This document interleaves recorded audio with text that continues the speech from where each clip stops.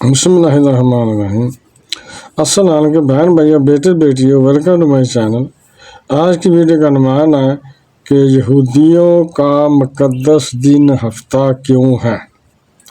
یہودیوں کے لیے ہفتے کا دن مقدس کیوں ہے اور یہودیوں کے لیے ہفتہ کے دن خاص مذہبی اہمیت رکھتا ہے۔ جیسے مسلمانوں کے لیے جمعۃ المبارک کا دن مقدس ہے اور عیسائیوں کے لیے اتوار مقدس ہوتا ہے، اور یہ دن جس سے وہ سبت یا سبات کہتے ہیں اور مکمل طور پر عبادت اور آرام کے لیے وقف ہوتا ہے۔ یہ جو دن ہے یہ جمعہ کی شام سورج غروب ہونے سے شروع ہو کر ہفتے کی رات آسمان پر 3 ستارے نمودار ہونے تک جاری رہتا ہے۔ اس کا آغاز موم بتیاں روشن کر کے ہوتا ہے، جس کے بعد روایتی طور پر مخصوص دعائیں پڑھی جاتی ہیں اور شراب اور روٹی کھائی جاتی ہے۔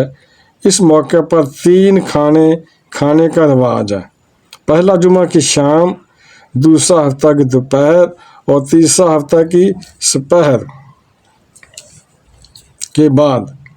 یہودی مذہبی قوانین کے مطابق سبات کے دوران 39 کاموں کو ممنوع قرار دیا گیا ہے۔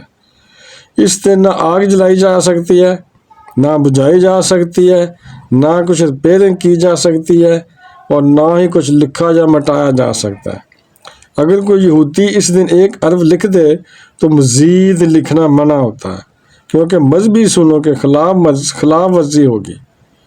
یہودی سبات کے دن کوئی کام نہیں کرتے، حتیٰ کہ کسی سخت بیماری یا ہنگامی صورتحال میں بھی طبی امداد فراہم کرنے سے کتراتے ہیں، یعنی کہ اوائڈ کرتے ہیں، جب تک کسی کی جان بچانے کی اصل ضرورت نہ ہو۔ اس دن وہ فضول باتوں سے پرہیز کرتے ہیں، خاص لباس پہنتے ہیں اور اپنے اس دن کو نظم و ضبط کے ساتھ گزارتے ہیں۔ یہودیوں کے لیے اس دن کی اہمیت کی کئی وجوہات ہیں۔ ان کے عقیدے کے مطابق اللہ تعالیٰ نے 6 دن میں کائنات کی تخلیق کی اور 7ویں دن آرام کیا، اس لیے یہ دن مقدس ہے۔ مزید یہ کہ بنی اسرائیل کو جب فرعون کی غلامی سے نجات ملی تو وہ بھی ہفتے کا دن ہی تھا۔ قرآن پاک میں بھی اس دن کا ذکر ہے کہ جب اللہ تعالیٰ نے یہودیوں کے ہفتے کے دن کو مقدس قرار دے کر انہیں کاروبار کرنے اور مچھلیاں پکڑنے سے روکا تو یہ ان کے لیے آزمائش بھی تھی، لیکن اس میں وہ پورے نہ اترے، یعنی کامیاب نہ ہوئے۔ ان پر پابندیاں لگائی گئیں تو انہوں نے یہ کیا کہ صبر سے کام لیا، لیکن بعد میں ایک شخص نے چالاکی کرتے ہوئے ہفتے کے دن مچھلی کو جال میں پھنسا لیا اور اگلے دن نکال کر کھا لیا۔ جب دوسروں نے یہ دیکھا تو انہوں نے بھی یہی طریقہ اختیار کر لیا۔ کچھ لوگوں نے دریا کے کنارے گڑھے کھود لیے تاکہ ہفتے کے دن مچھلی خود بخود ان میں آ جائے اور وہ اتوار کو انہیں آسانی سے پکڑ لیں۔ یہودی 3 گروہوں میں تقسیم ہو گئے۔ ایک گروہ وہ تھا جو اللہ کے حکم کی نافرمانی کرتے ہوئے مختلف بہانے تراش تھا اور مچھلی کا شکار کرتا رہا۔ دوسرا گروہ وہ تھا جو انہیں روکتا تھا، نصیحت کرتا رہا۔ تیسرا گروہ خاموش رہا، جو نہ خود شکار کرتا نہ کسی کو منع کرتا۔ جب نصیحت کرنے والوں نے دیکھا کہ نافرمان لوگ باز نہیں آ رہے تو انہوں نے ان سے مکمل علیحدگی اختیار کر لی اور ایک دیوار کھڑی کر کے خود کو ان سے الگ تھلگ کر لیا۔ اور کچھ عرصے بعد جب نیک لوگوں نے صبح جا کر دیکھا تو نافرمان لوگ بندر بن چکے تھے، ان کے چہرے مسخ ہو چکے تھے مگر وہ پہچانے جاتے تھے۔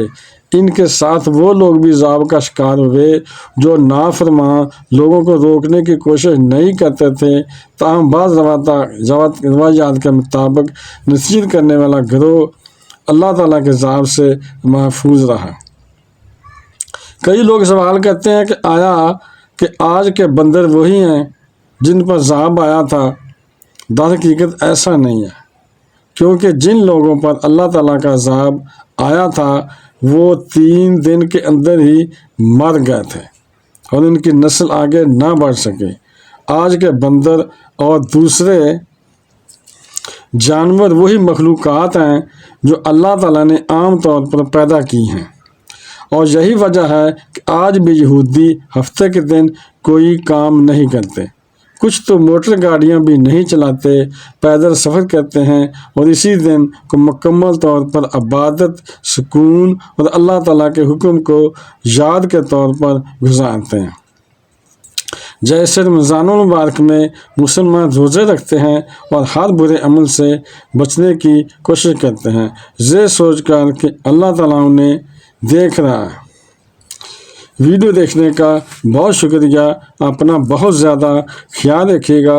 تو بہن بھائیوں، بیٹے بیٹیوں، اگر آپ کو میری ویڈیو پسند آئی ہے تو اسے صدقہ جاریہ سمجھ کر آگے شیئر کر دیں، اور اگر ابھی تک آپ میرے چینل کو سبسکرائب نہیں کیا تو لازمی کر لیں اور بیل کو دبا کر آل پر کلک کر دیں تاکہ میری آنے والی اچھی سے اچھی ویڈیوز آپ کو وقت پر ملتی رہیں۔ تو ملتے ہیں نیکسٹ ویڈیو میں۔ السلام علیکم، خدا حافظ۔